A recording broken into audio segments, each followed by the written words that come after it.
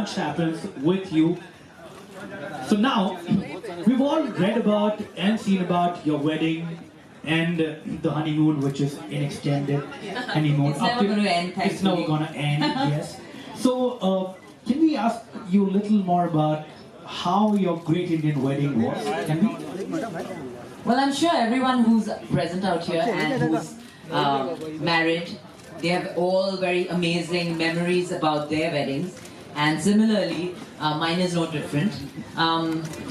It was just magical, you know, the fact that there was one thing that I decided that I will be my own wedding planner, and I decided that I will do everything myself. I think that's something that I would want to change, though I did it really well. Or, you know, I really did it like a professional. I wish I had that book. You know, it would help me. I did not, really. Or I want to be featured in the book next time.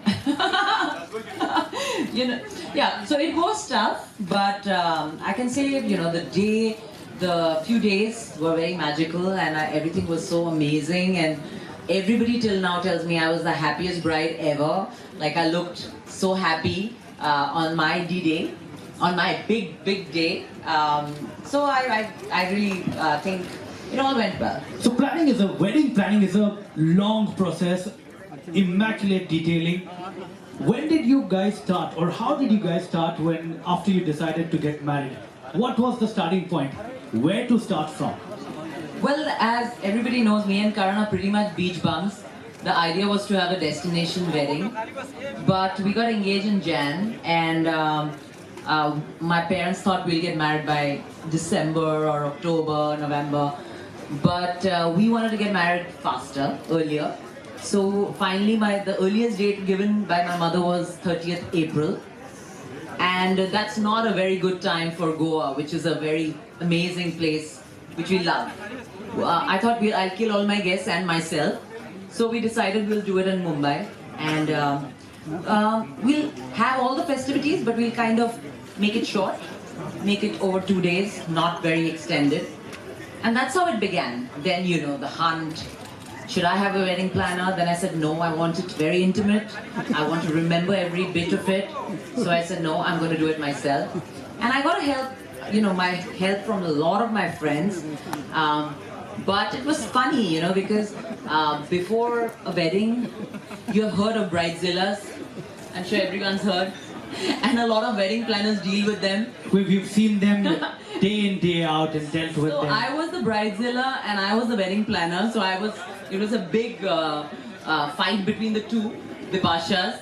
And I used to roam around with this ponytail and my exercise clothes and 2 big books. One, my wedding planning book, and a big calculator.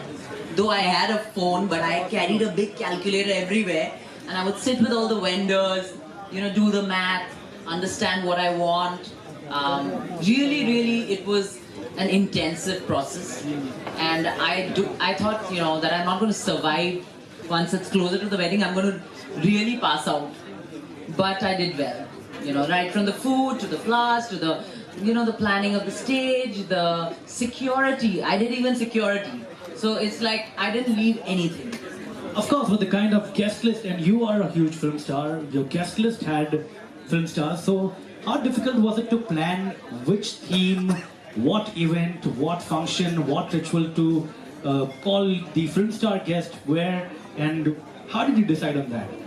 You know, for me, they're all friends, so it was not, I was not thinking, yes, I did want everyone to have a really good time, and I didn't want it to be very formal. I wanted everyone to have, like, be a part of a party.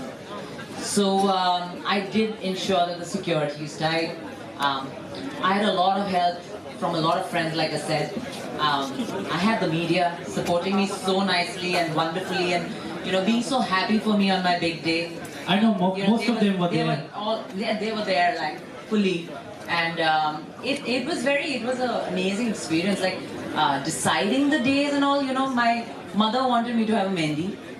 I am not so much of a mehndi person because I'm not so patient, but I did it for her, and it was a blast because all my friends had the best time ever. It was a mehndi cum sangeet, and the next day was haldi and the rituals, and the party. So it was quick, but quite hectic. And what was your favorite part of the complete celebration?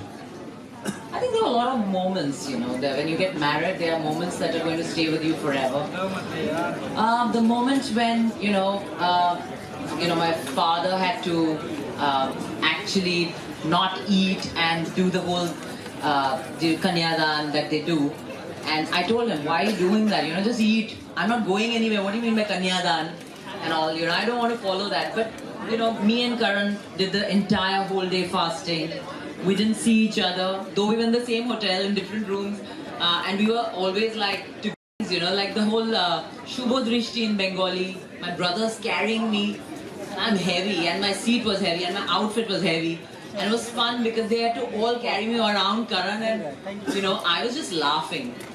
And so it was fun. Laughing. Did you brides tend to get emotional? Did you get emotional at any point? And like, oh yeah, all the time. Throughout the ritual, I cried, I laughed, I snapped. All three were happening back to back. I don't know why. Okay, so any tip that any advice that you would want to give to brides to be that can be featured in the next edition of the Great Indian Wedding Book? I think the advice that each bride, it's not an advice, it's just that everyone will tell you that it's that one day which is going to be so special. I think what you need to focus on is just be happy and grateful, and you are going to be beautiful because you're the bride, you are going to have the glow, you are going to be the most special person in that place at that moment anyways, but what you need to take away from that day is the happiness of each moment. So just be a happy bride always. Exactly. And now that we are here at the launch of the book, how do you think such a book, the Great Indian Wedding Book, can help someone plan their wedding, can help couples plan and go into the detailing of their wedding? How can it help? It's like I said, if I had a guideline like this, it would be really easy for me. I don't know why I didn't think of it. Shaju, I'm going to get to you. Why didn't you suggest the book to me then?